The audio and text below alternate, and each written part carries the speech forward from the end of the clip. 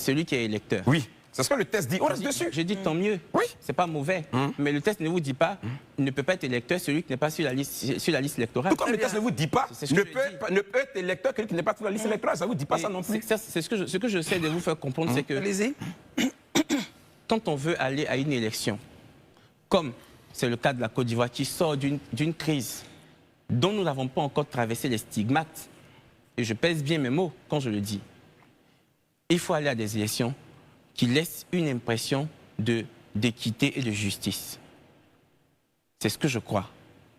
On ne peut pas laisser de côté certains électeurs ou certains candidats en estimant que telle ou telle décision les pénalise ou telle loi les pénalise. C'est ce que je dis. Et le cas de M. Tidjane Thiam est très patent, mais le cas du président Laurent Gbagbo est aussi patent. M. Laurent Gbagbo a été victime d'une série de violations de la loi. Et je pèse bien mes mots, une série de violations de la loi. Pour qu'aujourd'hui, le président Laurent Gbagbo ne soit pas sur la liste électorale. Est-ce que les Ivoiriens prennent conscience de cette situation? En Côte d'Ivoire, il y a un test qui vous dit que pour poursuivre un ancien chef d'État, il faut que l'Assemblée nationale donne une autorisation. Et le test précise que cette autorisation doit être rendue publique.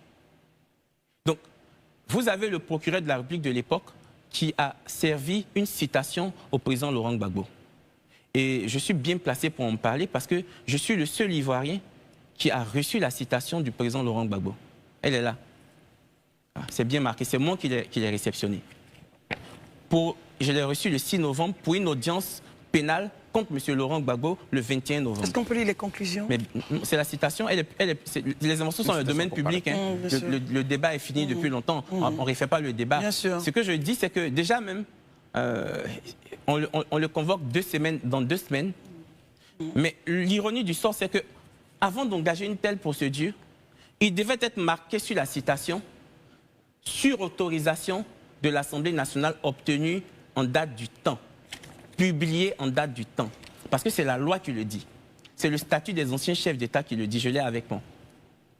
Donc, on poursuit quelqu'un en violence. Par exemple, quand on doit poursuivre un magistrat, la loi dit qu'il faut avoir une autorisation du Conseil supérieur de la magistrature. Sauf pour les cas de flagrant délit. C'est-à-dire que tout de suite, je sors, je tire sur quelqu'un, je suis magistrat et on m'attrape là et on m'envoie à la police ou chez le procureur. Ça, c'est un cas de flagrant délit. Mais à part cela, il faut que le Conseil supérieur de la magistrature donne son autorisation pour poursuivre un magistrat. Donc, vous avez un magistrat qui est poursuivi et condamné par une juridiction sans avoir obtenu l'autorisation du Conseil supérieur de la magistrature. Que vaut cette décision? C'est une décision de forfaiture. Qu'est-ce qu'elle vaut? Ça, c'est la première chose. Je viens, parce que c'est important. Allez-y. Premièrement, c'est ça qui se pose comme problème. Deuxièmement, deuxième violation de la loi. La loi ivoirienne, en droit ivoirien, on n'estrade pas un national. Il n'est pas possible d'estrader un national ivoirien. Ce n'est pas possible. Le test qui était prévu en la matière ne concernait que l'extradition des étrangers. Le président Laurent Gbagbo a été transféré, extradé à la CPI. On nous dira que la Côte d'Ivoire a ratifié le statut de Rome. Mais signer le statut de Rome implique qu'on doit modifier les dispositions internes pour pouvoir désormais prévoir qu'on peut extrader un national ivoirien. Ça n'existait pas. Il a été extradé en violation de la loi. Ça, c'est la deuxième des choses. Troisième des choses, quand on convoque le président Laurent Gbagbo à une audience pénale, à mon cabinet, à moi, Mohamed Dadje Rodrigue, ça me pose un problème. Pourquoi? Parce que en matière pénale, la matière pénale est la seule matière en droit judiciaire où c'est la personne poursuivie qui doit recevoir sa convocation. Et c'est elle qui doit se présenter à l'audience et maintenant désigner au juge son ou ses avocats. Donc moi, en tant qu'avocat, je n'ai pas le droit de recevoir la citation pénale d'un prévenu. Je peux la recevoir en matière civile, commerciale, tout ça, mais en matière pénale, non. J'ai donc écrit au procureur pour lui dire, j'ai reçu la citation du prévenu, M. Laurent Gbagbo, qui est poursuivi, mais je suis bien étonné. Parce que vous savez qu'en droit, je ne peux pas la recevoir. Quelle a été sa réponse? Je viens. Je ne peux pas la recevoir. Je lui ai fait un courrier au procureur de la République de l'époque et au président du tribunal. Je ne peux pas la recevoir. Mieux, vous avez transféré à la CPI M. Laurent Gbagbo, qui y est toujours. Donc, vous savez où il se trouve, puisque c'est vous qui l'y avez envoyé. Donc, si vous tenez tant à poursuivre M. Laurent Gbagbo dans une procédure pénale, je parle bien du braquage de la BCAO en griffe, parce qu'il n'y a jamais eu de braquage de la BCAO, vous devez aller lui remettre sa citation correctionnelle à la CPI. Et Quelle a été sa réponse? Je viens. Tu es trop pressé, je Oui, viens. un peu quand même, parce qu'on n'a quand même plus pas le temps de mettre Dadji. Même si vous voulez nous mettre à l'aise, dans la télé, il y a du temps. C'est pourquoi je demande quelle a été sa réponse. Finalement, ils ont reconnu avec moi qu'effectivement la méthode n'était pas très bonne. Bon, je leur ai demandé de reprendre leur procédure et je suis sorti de la procédure. Cette procédure a quand même continué et elle a abouti à une décision de condamnation. Je vous rappelle que le président Gbagbo était à la CPI et il ne pouvait pas sortir de la CPI. La seule fois où il a demandé à sortir de la CPI pour 3 jours pour venir assister aux obsèques de sa mère, cela lui a été refusé.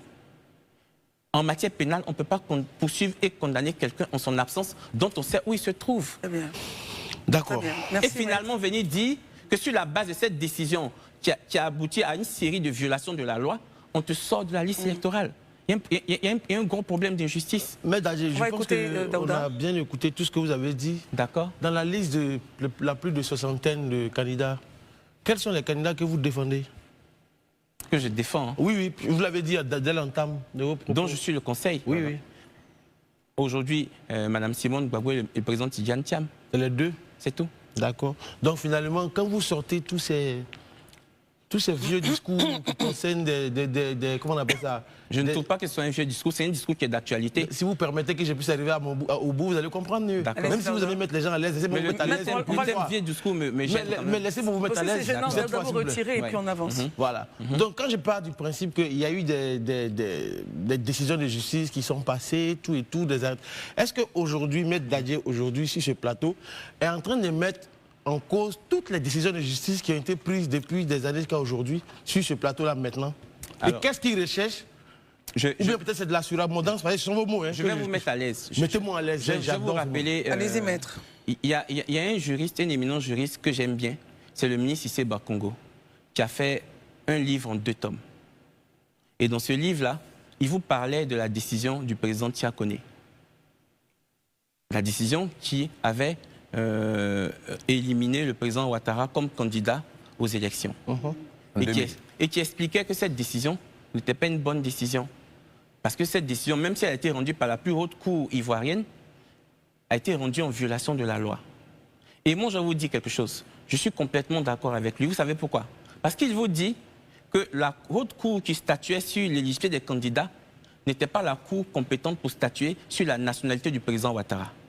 Il avait complètement raison. De la même manière, la décision de justice qui a été rendue sur le président Thiam, en ce qui concerne son retrait sur la liste électorale, n'était pas un procès sur sa nationalité. Donc, si je reste dans l'enseignement et dans l'alignement du ministre Cissé Bakongo, dont j'ai le livre et dont j'ai l'extrait ici, que je pourrais lui donner, il vous dit clairement que ce n'était pas le rôle de la juridiction qui a statué sur la radiation de M. Thiam sur la liste électorale. On devait se contenter de constater qu'il a rempli les conditions. Mais est-ce qu'on peut... Je termine. Si on estimait qu'il n'était pas ivoirien, il fallait lui faire un procès sur la nationalité, conformément au code de la nationalité. Ok, techniquement, quand vous dites Cissé Ibrahima Bakongo a écrit un document, il est juriste, vous nous rappelez, et c'est à dessein, c'est brillant juriste, c'est précis. Brillant juriste. Que j'aime bien en plus. Et que vous aimez bien. Bien sûr. Mais finalement, ce n'était pas lui qui devait statuer sur cette décision. Qui, lui? Donc, je parle de Cissé Ibrahima Bakongo. Tiakone a donné une décision, M. Cissé Ibrahima Bakongo, brillantissime qu'il soit, il a donné son opinion. Mais c'est M. Tiakone qui a décidé. Mais je pense... Je termine. Permettez aussi. Il termine et puis... Parce qu'il a...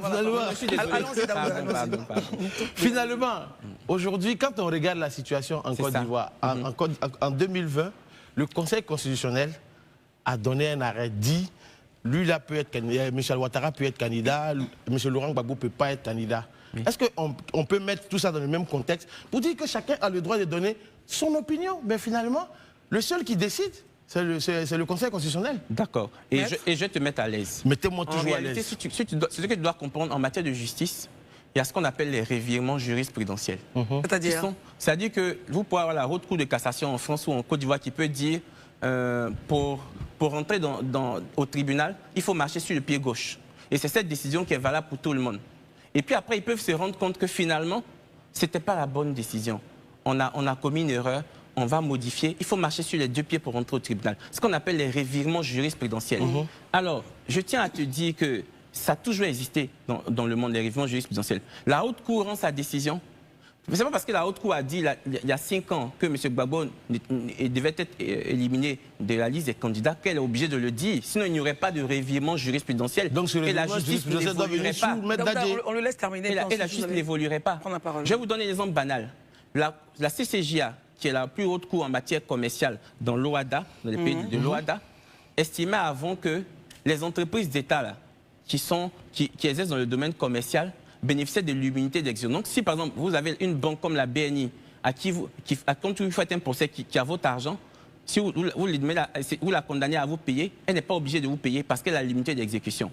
Cette position de la CCJA est restée comme ça pendant des années, et maintenant la CCJA a dit non, c'est injuste. Si vous êtes une entreprise d'État et que vous allez sur le domaine commercial, vous devez respecter les règles commerciales. Donc, on doit pouvoir vous condamner et vous exécuter.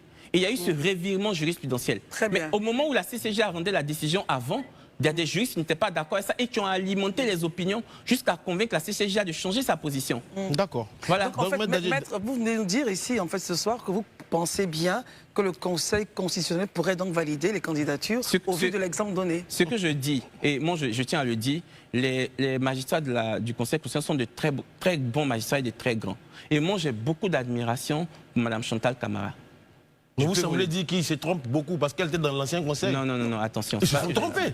Non. Allons-y, on va l'écouter. Je t'ai dit qu'il peut y avoir des revirements jurisprudentiels.